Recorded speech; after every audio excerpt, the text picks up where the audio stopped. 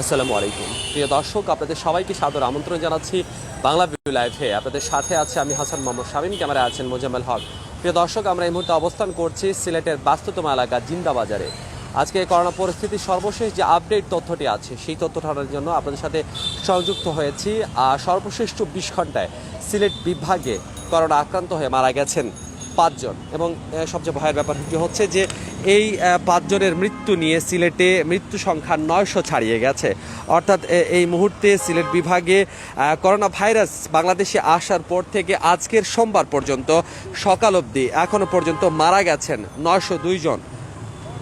অন্যদিকে আক্রান্তের সংখ্যা প্রায় 49,000-এরও বেশি, প্রায় 50,000-এর কাছাকাছি বলা চলে। মহামারী করোনা ভাইরাসে সিলেট জুড়ে মৃত্যু উৎসব চলছেই। আমরা যে জায়গাটিতে অবস্থান করছি সিলেটের জিন্দাবাজার, এবং আজকে তুলনামূলকভাবে ভিড় কিছুটা কম পরিলক্ষিত হচ্ছে। অন্যান্য দিন এইসব জায়গাতে অনেক বেশি ভিড় পরিলক্ষিত হয়। আজকে এই পূর্ব জিন্দাবাজারের যে অংশটিতে আমরা এই মুহূর্তে অবস্থান করছি সেখানে খুব একটা ভিড় দেখা যাচ্ছে না, এবং এই যে জায়গাটি আছে এখান থেকে কিন্তু রিক্সাগুলোকে ব্যাক করতে হয়। রিক্সারা কিন্তু জিন্দাবাজারে প্রবেশ করতে পারে না, এবং এই জায়গা থেকে মানুষজন হেঁটে হেঁটে জিন্দাবাজারের দিকে প্রবেশ করেন। এবং এই সবচেয়ে উল্লেখযোগ্য যে ব্যাপারটি হচ্ছে বেশিরভাগ মানুষের মুখে কিন্তু মাস্ক আছে, এবং মানুষজন মাস্ক পরছেন। এই মাস্ক পরার প্রবণতাটা মানুষের মধ্যে বৃদ্ধি পাচ্ছে।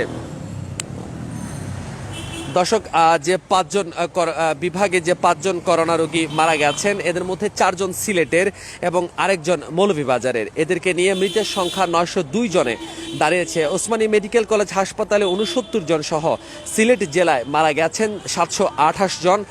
মৃতদের মধ্যে সুনামগঞ্জের 61 জন আছেন, মৌলভীবাজারের 69 জন এবং হবিগঞ্জের 44 জন রয়েছেন।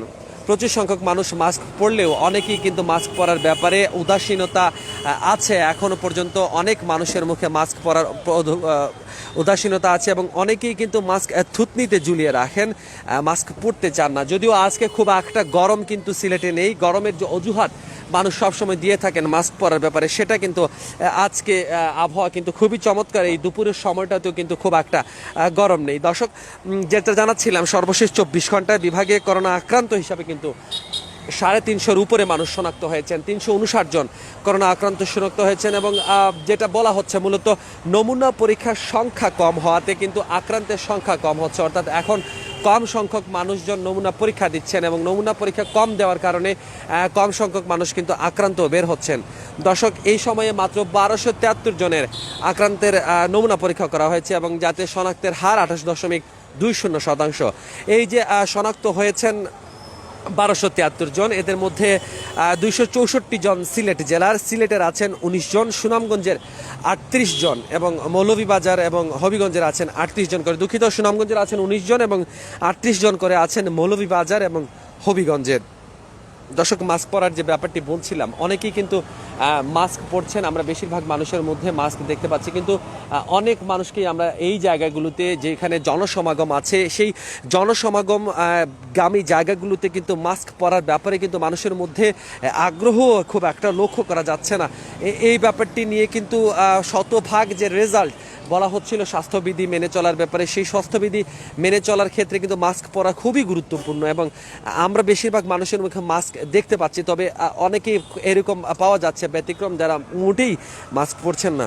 দর্শক, সিলেট বিভাগীয় পরিচালক স্বাস্থ্যর যিনি ডাক্তার হিমাংশু লাল রায়, তিনি জানিয়েছেন সর্বশেষ 24 ঘন্টায় সিলেট বিভাগে 391 জন করোনা রোগী সুস্থ হয়েছেন, এবং সুস্থতার মোট সংখ্যা এখন 37,037 জন। দর্শক, সিলেট বিভাগের বিভিন্ন হাসপাতালে এখন 573 জন করোনা রোগী চিকিৎসা নিচ্ছেন।